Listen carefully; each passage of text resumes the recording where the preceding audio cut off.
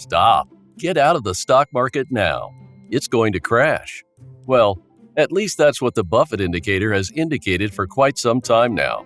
But is the Buffett indicator actually right? Is the stock market about to crash? Can we trust the Buffett indicator? What exactly is the Buffett indicator? In this video, we go over all of these questions and examine why the Buffett indicator has been giving many investors concerns.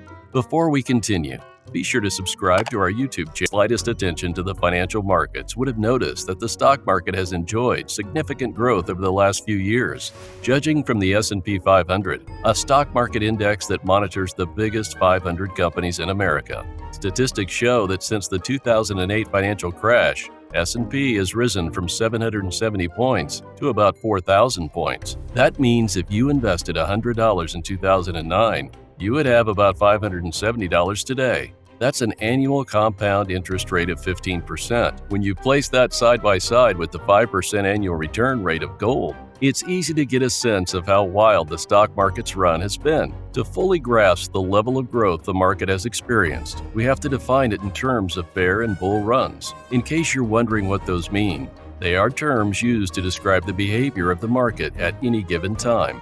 Bear run refers to when prices are going down, while a bull run is basically when prices are going up. In this case, if we exclude the temporary crash in March 2020 caused by COVID-19, this bull market has lasted over 12 years, making it the longest bull run ever. Now, here's one thing to note.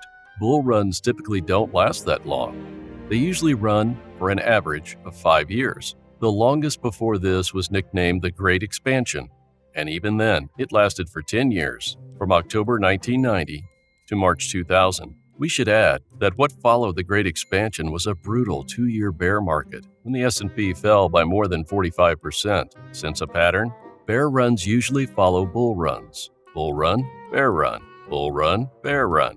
If you've also been paying attention, you know that this bull run has had quite a time. So it's natural to expect a bear run at some point. Well, according to Warren Buffett's favorite indicator, the market crash may be upon us. One of the most recognizable faces in the financial industry, and arguably the greatest investor of all time, the chairman of Berkshire Hathaway, is a recognized authority on all things stock. Not known for timing the market, Warren has a few strategies he trusts to help him decide whether to jump in the stock market or stay away. One of his favorite strategies is now known as the Warren Buffett indicator. The stock market capitalization to GDP ratio, or Buffett indicator, was named after the 90-year-old veteran after he characterized it in a 2001 interview with Fortune's Carol Loomis as probably the best single measure of where valuations stand at any given moment. Before we go into what the indicator says about the present stock market, let's explain a bit about the indicator. The Buffett indicator is one of the most valuable tools in the stock market. Investors use it by dividing the value of a country's stock market by the GDP to gauge whether the market is overvalued, undervalued, or fair valued. The first part of the equation is the market cap. It talks about how much a stock's selling for, which gives us a good look at the stock market as a whole. The second part of the equation is the total GDP, or gross domestic profit, which essentially is how much the world is producing and how well the global economy is doing. So the first part of the equation measures the stock market, while the second part focuses on the economy.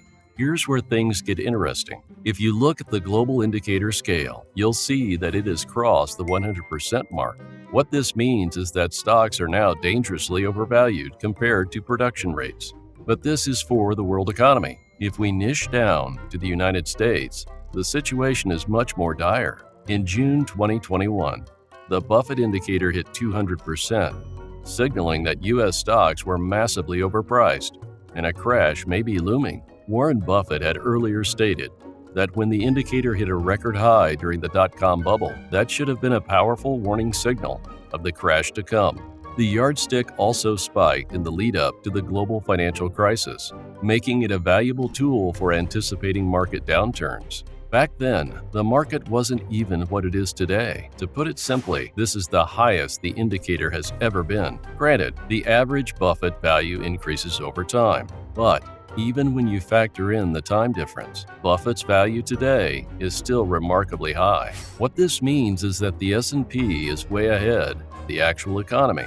This suggests that the market is being driven by speculation instead of actual economic progress. It all makes sense too, since in the months leading up to COVID-19 pandemic, global GDP was at a $19 trillion high. When the pandemic hit, it disrupted production and halted world trade. The USA, one of the worst hit. That ordinarily should make the stock market fall, right? Well, not exactly.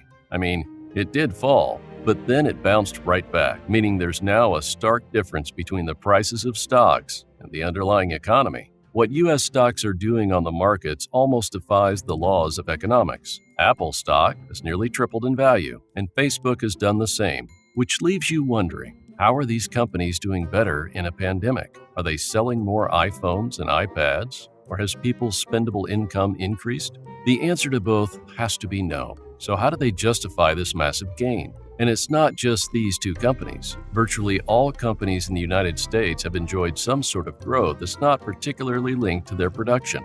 The pattern is mainly seen with technology companies, but at the end of the day, it doesn't matter what sector you check, whether it's the financial or chemical sector, stocks generally have been on a roll. This brings us to the next logical question. Why are stocks in the green when the Buffett indicators keep signaling overvalued stocks? Why is the economy looking bleaker? Yet prices can't stop soaring. It's simple. To cushion the effect of the pandemic, the government has been injecting a lot of money into the system. An example is the $1.5 trillion pumped into the banking sector over 2 days in short-term loans. The corporate debt market was also propped up with a $750 billion program. As you can guess, all the money injected into these businesses helps propel these stocks, even if these companies aren't doing enough to keep them up. At the end of the day, though, these are all loans, and at some point, these businesses have to pay back. And when they do, it could trigger the beginning of the end for the bull run. It's not all doom and gloom, though.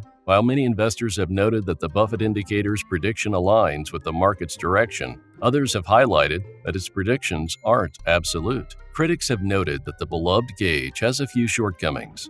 For one, it compares current stock valuations to past GDP figures. Also, its readings may have been artificially inflated by economic shutdowns during the pandemic. So, while it points to an imminent market correction, some investors think the bull may ride for a while longer. For the progenitor, though, he's not taking any chances. Warren Buffett has limited his stock activities over the past year. In fact, the main thing that he has been doing is selling off stocks and trimming his position on the market. Regardless, whether you believe in the indicator or not, the stock moves of one of the most trusted investors in the world still seem like enough warning to tread carefully. What are your thoughts on the Buffett indicator? Do you think a market crash is imminent, or will we ride it for much longer? What strategies apart from the Buffett indicator do you think most represents the market right now? Let us know in the comments section.